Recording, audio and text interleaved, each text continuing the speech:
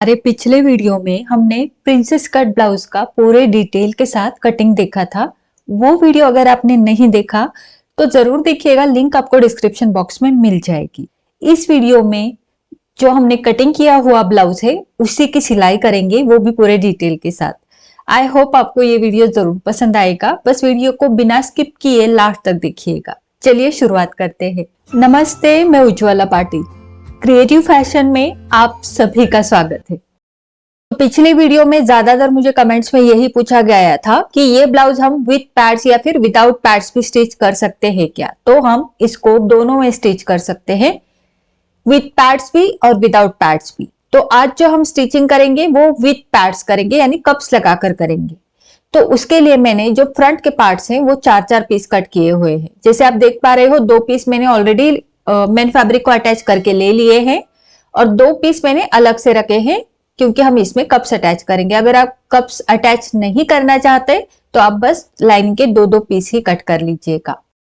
पहले गोलाई वाला पार्ट और ये वाला पार्ट हम दोनों अटैच करेंगे। जब भी आप कोई भी प्रिंसेस कट ब्लाउज बना रहे हो तो जो गोलाई वाला पार्ट है उसके ऊपर आपको मार्जिन का निशान बनाकर लेना है, जिससे क्या होता है कम ज्यादा मार्जिन पकड़ में नहीं आता, एक जैसा मार्जिन आपका सिलाई में आ जाएगा।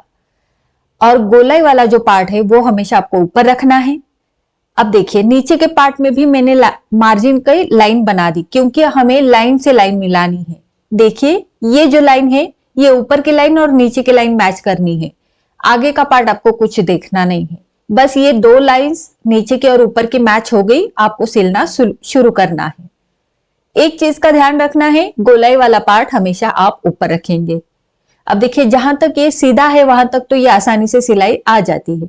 अब जहां पर ये कर्व शुरू होता है यानी गोलाई वाला हिस्सा शुरू होता है, यहां पर आपको बहुत धीरे धीरे सिलाई लगानी है। मतलब 1-2 टाके लिए, फिर नॉब को घुमाया, 2 टाके लिए, नॉब को घुमाया।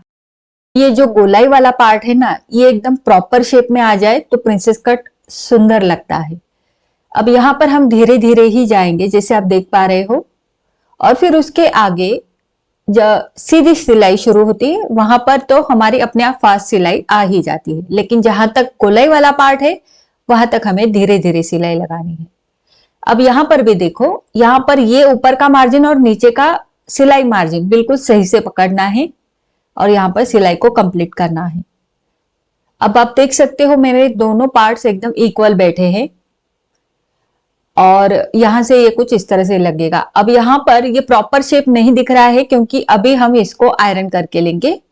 अब देखिए, नीचे की तरफ ये कम ज्यादा नहीं हुआ है। अगर आपका एक आध पॉइंट कम ज्यादा हो जाता है तो कोई प्रॉब्लम नहीं है। अब मैं जब दूसरा पार्ट अटैच करूंगी तो यहाँ पर हम नीचे से ऊपर जाएंगे। क्यों? क्योंकि हमें गोलाई वाला पार्ट ऊपर रखना है। यहाँ पर भी सिलाई मार्जिन ऊपर का हमें नीचे के सिलाई मार्जिन से मैच करना है।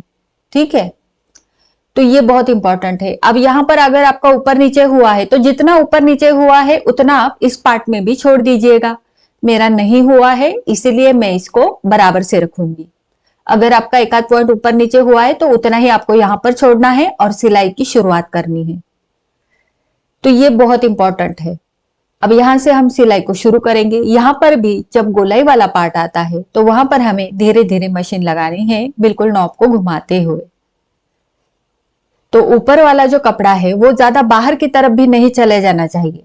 नीचे के कपड़े को बिल्कुल मैच करते हुए हमें ये गोलाई वाली सिलाई लगानी होती है। और यहाँ पर और एक जरूरी बात, हमें कोई भी पार्ट खींचना नहीं है, वरना एक पार्ट ज्यादा एक पार्ट कम हो जाता है। तो यहाँ पर जैसे आप देख पा रहे हो मेरे दोनों पार्ट्स इक्वल बैठे हैं। अब इसको मैं प्रेस लगा कर लूंगी, तब तक मैं इसको साइड में रख दूंगी। अब यहाँ पर प्रेस लगाने से पहले हम नॉचेस देंगे क्योंकि यहाँ पर कपड़ा इकट्ठा होता है, क्योंकि ये बाहरी गोलाई है। तो पहले हम जो हमारा बस्ट पॉइंट का नॉच है वो देने हैं, उसके बाद उसके साइड में एक एक नॉच दे दीजिएगा। बस गोलाई वाले पार्ट की तरफ ही नॉचेस लगाएंगे तो भी इनफ हो जाएगा। दोनों में मैंने नॉचेस लगा दिए और साइड में रख दिया। अब ये लाइनिंग का पार्ट भी वैसे ही अटैच करेंगे जैसे हमने मेन फैब्रिक का किया था। तो देखिए, लाइनिंग के पार्ट्स भी मैंने अटैच कर दिए। अब इसमें हम पैड्स अटैच करेंगे। अगर आप इसमें पैड्स या कप्स नहीं लगाना चाहते तो कोई प्रॉब्लम नहीं है, आप विदाउट पैड्स भी इसको स्टिच कर सकते हो। अब यहाँ पर मैंने जो पैड्स यानी कप्स थे उसका सेंटर पॉइंट निकाला है, जैसे आप वीडियो में देख पा रहे हो। जहां पर हमारा ये सेंटर पॉइंट आ रहा है वहां से हम सिलाई लगाएंगे। तो लगानी कैसी है? जब भी आप सिलाई लगाओ तो यहाँ पर ये लाइनिंग में भी मैंने जो फर्स्ट पॉइंट है यानी टक्स पॉइंट, उसका एक ही नॉच लगाया है। ठीक, आप चाहो तो 3 भी लगा सकते हो जैसे हमने मेन फैब्रिक में लगाए थे। और यहां से हम बराबर से इस लाइन को पकड़ते हुए सिलाई लगाएंगे। यहाँ पर आप सुई धागे की मदद से भी इसको अटैच कर सकते हो, कोई प्रॉब्लम नहीं है। और पिछले हमारे प्रिंसेस कट स्टिचिंग के वीडियो में मैंने सुई धागे से पैड्स को अटैच करना भी बताया है। तो इस तरीके से हमें पैड्स को अटैच करना है। ऊपर की सिलाई जो है, जो हमने लाइनिंग के 2 पार्ट्स अटैच करने के लिए लगाई थी, वो वाली सिलाई और नीचे की लाइन दोनों को मैच करते हुए सिलाई लगानी है। तो ये सिलाई पूरी आपकी इनविजिबल हो जाएगी, मतलब आपको दिखेगी नहीं। और एक जरूरी बात है, यहाँ पर ये देखिए ये सिलाई मैंने लगा दी, आपकी सीधी साइड उल्टी साइड आप देख सकते हो। अब ये वाली जो मार्जिन है ये आपको हमेशा गले की तरफ रखनी है। ये गला है और ये मार्जिन गले की तरफ रहेगा। सेम तरीके से दूसरा पार्ट भी आपको अटैच करना है। तो मैंने दूसरा पार्ट भी अटैच किया है। ये मैंने यहां से सिलाई इस तरह से लगाई है ताकि मार्जिन जो है वो गले की तरफ रहे। ठीक, बाकी सारा प्रोसेस तो सेम रहेगा। अब यहाँ पर जब हम इसको आमने सामने रखेंगे तो आपको ध्यान में आ जाएगा कि ये जो मार्जिन है ये मैंने गले की तरफ रखा है। ओके, अब देखिए ये जो हमारा मेन फैब्रिक था इसको मैंने प्रेस लगाकर लिया है। ये जो सिलाई होती है इसको खोलकर आपको प्रेस लगाना है। अब देखिए ऊपर से कितना प्रॉपर शेप इसका दिख रहा है, जो कि सिलाई लगने के बाद उतना अच्छे से नहीं दिख रहा था। तो प्रेस लगाना जरूरी है। अब हम यहाँ पर गले में पाइपिंग अटैच करेंगे।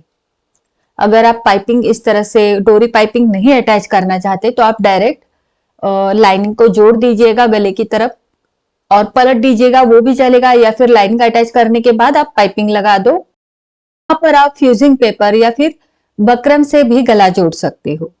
मैंने यहाँ पर डोरी पाइपिंग लगाई है और ये जो डोरी पाइपिंग है इसकी चौड़ाई बस 1/4 इंच की ही है। और जो मैंने मार्जिन छोड़ा था कटिंग करते समय वो ½ इंच का था, इसीलिए मैंने थोड़ा सा अंतर रखकर यहाँ पर पाइपिंग को अटैच किया है ताकि जो ½ इंच का मार्जिन है वो पूरा सिलाई में आ जाए।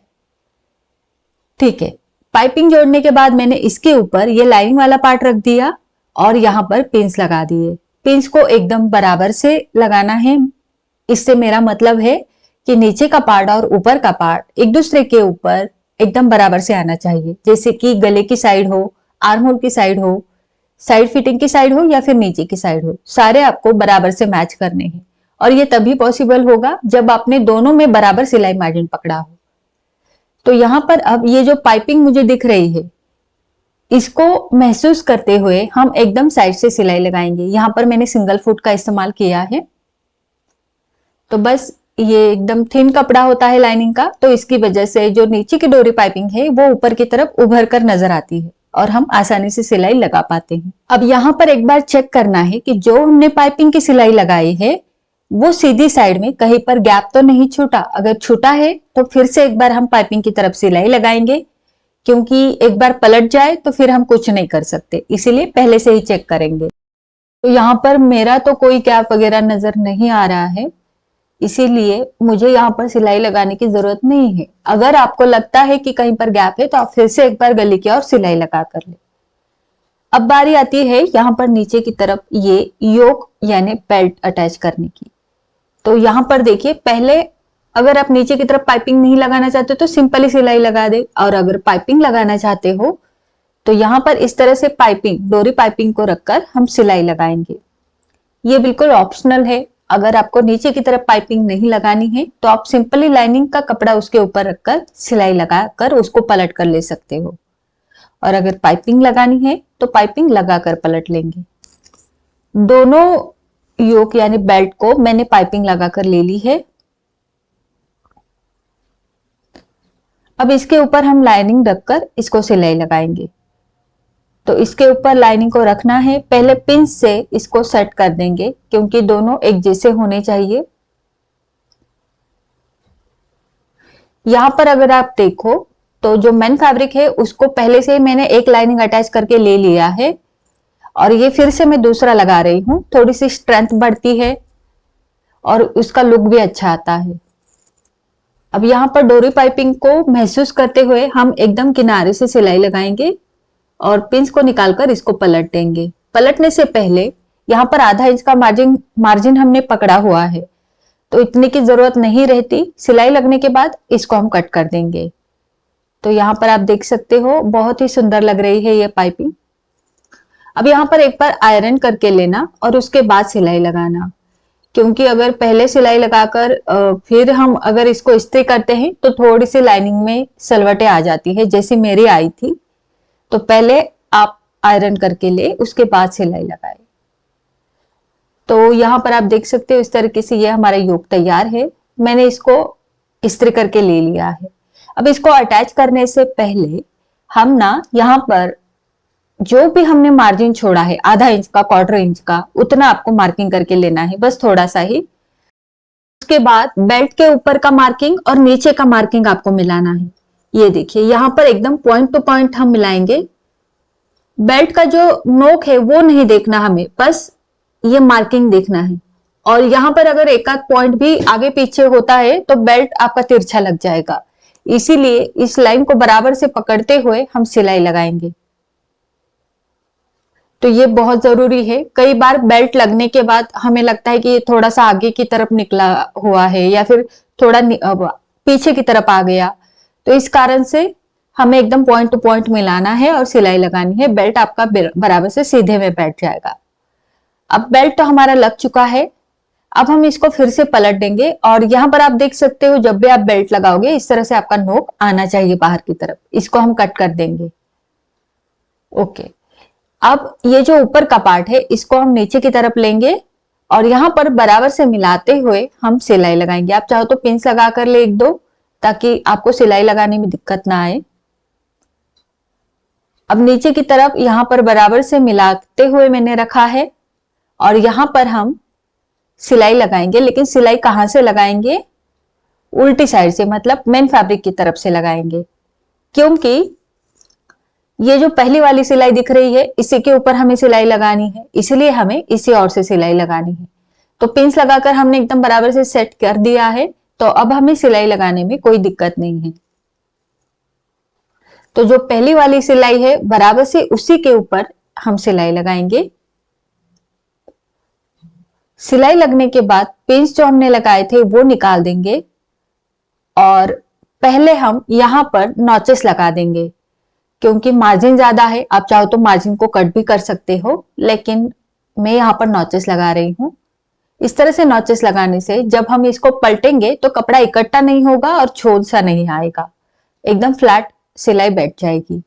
अब गले की तरफ हमने कट्स नहीं दिए थे तो वो कट्स हम दे देंगे, बस हमारी सिलाई ना कट हो, बाकी हमें पूरा कट देना है।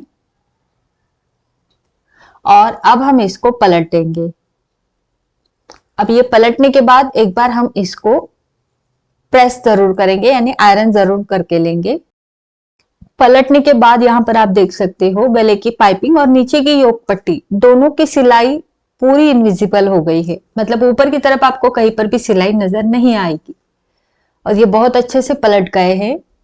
अब इसको हमें एक बार इस्त्री करके लेना है। इस्त्री करने के बाद आप साइड से सिलाई लगाओ, बहुत अच्छा रहेगा। या फिर आप अगर आपको लगता है कि एकदम बराबर से आ गए हैं तो आप पिंस लगाकर साइड से सिलाई लगा सकते हो।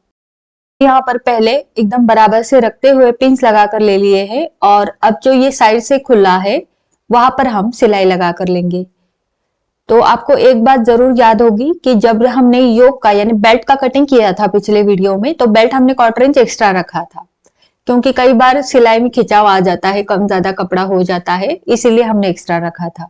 तो अब जो एक्स्ट्रा है उसको हम कट कर देंगे। तो आधा इंच मैंने हुक और आई पट्टी का छोड़ दिया, उसके बाद वेस्ट का चौथा हिस्सा यानी 7 इंच पर मार्क किया और उसके बाहर जो हमने सिलाई मार्जिन छोड़ा था 1.25 इंच का वो भी मार्क किया।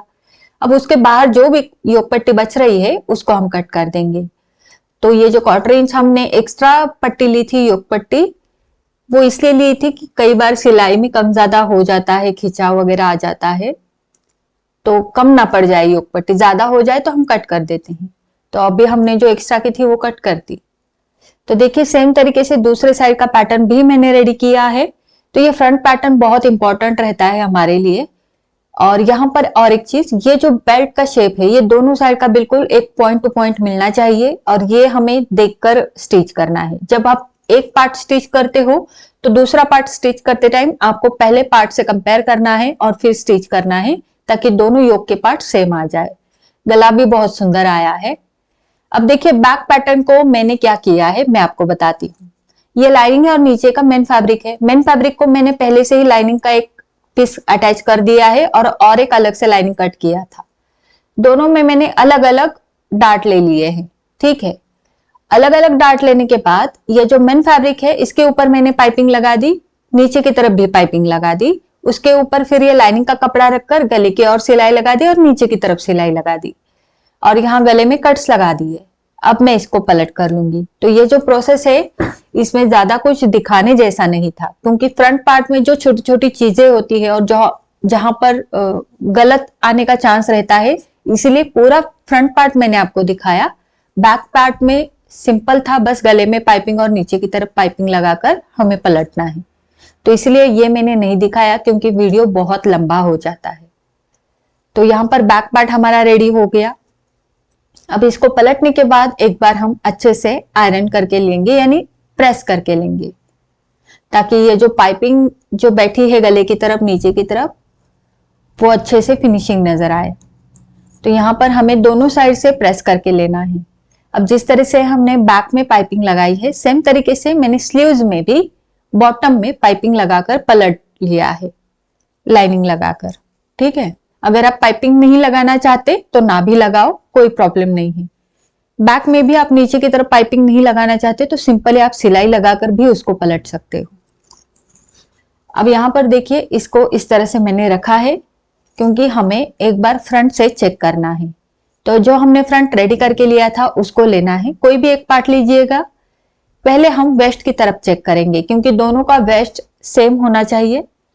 फ्रंट में यहाँ पर आधा इंच आगे की तरफ एक्स्ट्रा छूटा है क्योंकि यहाँ पर हमें हुक और आई पट्टी लगानी है, तो वो हम आधा इंच छोड़ देंगे, बाकी बिल्कुल सेम है। अब आर्म होल की तरफ भी चेक कीजिएगा, लंबाई में आर्म होल की तरफ भी सेम रहेगा। ये जो नीचे का पार्ट है तो वो जब आप पाइपिंग लगाते हो तो फ्रंट पार्ट स्टिच करने के बाद बैक में आपको देखना है कितना मार्जिन छूट रहा है और उतना ही लेते हुए आपको पाइपिंग लगानी है। अब जो पार्ट हमने चेक किया हुआ है बैक को लगाकर, वही पार्ट जैसा दूसरा पार्ट भी हमारा होना चाहिए, तो वो हमें चेक करना है। अगर कोई भी पार्ट तो एक आध पॉइंट ज्यादा हो रहा है कहीं पर आर्म होल की तरफ या फिर साइड की तरफ, तो आपको वो ट्रिम करके लेना है। तो ये मेरे दोनों बिल्कुल सेम हैं। अब हम यहाँ पर शोल्डर्स अटैच करेंगे। सिलाई लगानी है, सिंपली डबल सिलाई लगाएंगे। जितना मार्जिन छोड़ा है आपने शोल्डर की सिलाई के लिए उतना ही पकड़ना है और शोल्डर की सिलाई बिल्कुल एक लाइन में आनी चाहिए। उसके बाद हुक और आई पट्टी में अटैच कर दूंगी फ्रंट को। और यहाँ पर जो स्लीव्स है उसको भी मैंने पाइपिंग लगाकर ले ली है बॉटम में और पलट कर ले लिया है और फिर इसके बाद में फिटिंग करूंगी। तो यहाँ पर देखिए ये मैंने रेडीमेड हुक और आई पट्टी लगाई है। इसका वीडियो ऑलरेडी हमारे चैनल पर अपलोडेड है, उसकी लिंक आपको डिस्क्रिप्शन बॉक्स में मिल जाएगी। उसके बाद मैंने शोल्डर्स अटैच किए, फिर जो स्लीव्स अटैच किए और साइड फिटिंग कर दी और ब्लाउज हमारा रेडी है। तो आई होप आज का ये ट्यूटोरियल आपको जरूर पसंद आया होगा। इसका कटिंग का वीडियो भी जरूर देखिएगा और वीडियो से रिलेटेड अगर कोई डाउट्स है तो मुझे कमेंट करके जरूर पूछना। अच्छा लगा है वीडियो तो लाइक करना, शेयर करना और चैनल को सब्सक्राइब जरूर करना। मिलते हैं हमारे अगले वीडियो में ऐसे इंटरेस्टिंग टॉपिक के साथ। धन्यवाद।